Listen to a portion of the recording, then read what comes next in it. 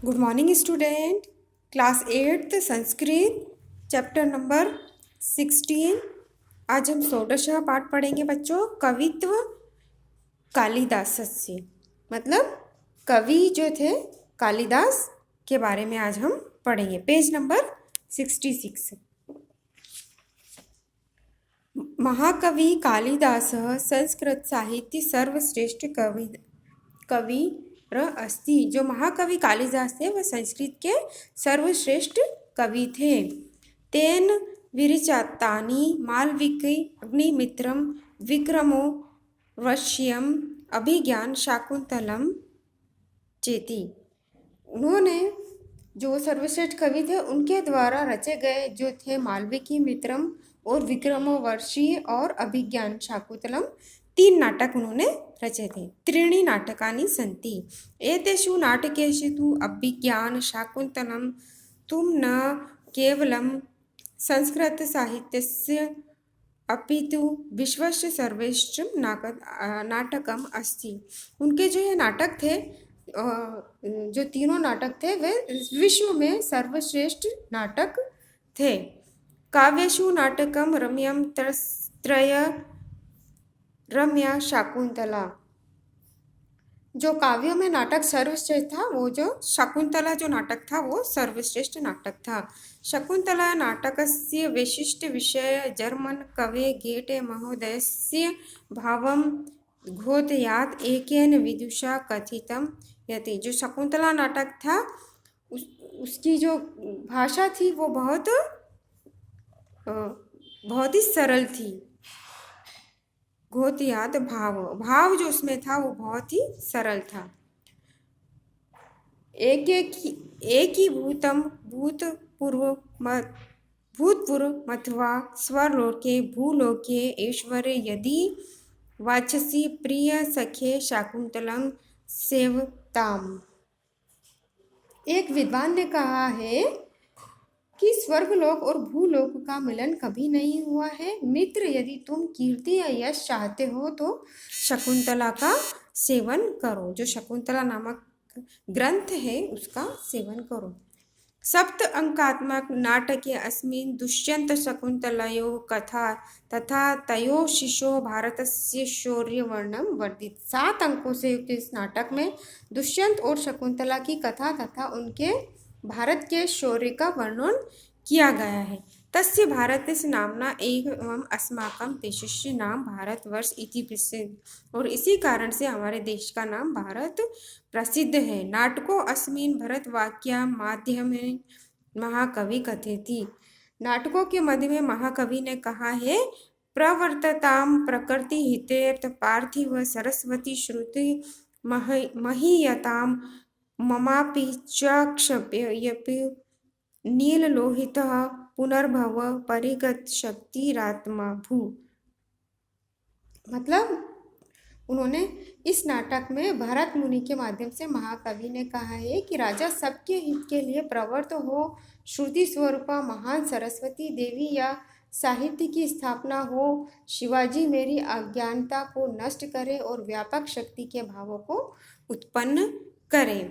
मालविकी अग्निमित्र नाटकम पंचाकमा वस्ति अत्र मालविका अग्निमित्रो कथा वर्णितः।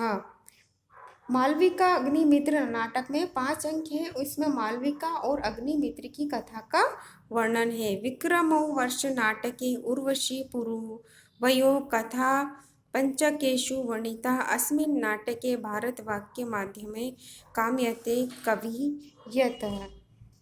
जो विक्रमवशी नाटक में उर्वशी और पुरुखा की कथा 5 अंकों में वर्णित है। 5 अंकों में वर्णित है। और इस नाटक के अंत में सूत्रधार द्वारा कथित आशीर्वचन के माध्यम से कवि ने कामना की है कि सर्वस्तु दुर्गाणि सर्वेषु भद्राणि पश्यन्तु सर्व कामनावते सर्वत्र नंदतु। सभी को कष्ट से दूर रखो, सभी एक दूसरे के हित में देखो, सभी इच्छाओं को प्राप्त करो और सभी प्रसन्न रहो।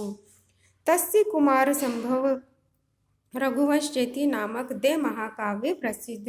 उनके द्वारा संभव और रघुवंश नामक 2 महाकाव्य प्रसिद्ध है। कुमार संभव महाकाव्य सप्त स्वर्गेषु स्व कार्तिकेयस्य अवतार कथा तारकासुरस्य वध वृत्ता अस्ति। कुमार संभव महाकाव्य में स्वामी कार्तिकेय के अवतार की कथा और तारकासुर के वध की कथा का वर्णन है। उत्तर मेघ द्वभागो स्तः अस्मिन् काव्ये मेघ यक्षदूत अभवत्। जो उत्तर मेघ है उसके दो भाग है। इस काव्य में यक्ष का दूत है। सह मेघ दूत रूपेण रामगिरि हिमालय से अलकापुरी गच्छति। और जो मेघदूत में पूर्व मेघ व उत्तर मेघ 2 भाग है। इस काव्य में मेघ यक्ष का दूत है और रामगिरी में हिमालय पर स्थित अलकापुरी जाता है। दूत मार्गस्य वर्णन नैसर्गिक अतीव रमणीय च अस्ति। जो दूत का मार्ग का वर्णन है प्राकृतिक और रमणीय है। अब हम पेज नंबर 67 पर आ जाएंगे बच्चों। ऋतुसंहारे षड ऋतूणां प्राकृतिक सौंदर्य मनोवैज्ञानिकश्च वर्णितम्। ऋतुसंहार में 6 ऋतुओं में प्राकृतिक सौंदर्य का मनोवैज्ञानिक वर्णन है। कालिदासस्य उपमा विश्व प्रसिद्ध उच्यते च। उपमा कालिदासस्य कृता वर्णन चरित्र चित्रणे च सप्रवीणम्। कालिदास की उपमा विश्व प्रसिद्ध है कहा गया है। कालिदास की कथा वर्णन और चरित्र चित्रण में कुशल है। तस्य वर्णन शैली सरला परिष्कृतश्चस्ति तस्य भाषा भावानुगामिनी। उनकी भाषा भावों में अनुकूल है और भाव अनुगामी है। भार्या विद्योत्मा तस्य प्रेरिका आसीत्। पत्नी विद्योत्मा उनसे बहुत प्रेरित थी। परंतु एषः कालिदासे परिवर्तन साहित्योपासनासकः कवि कुलगुरु अस्ति।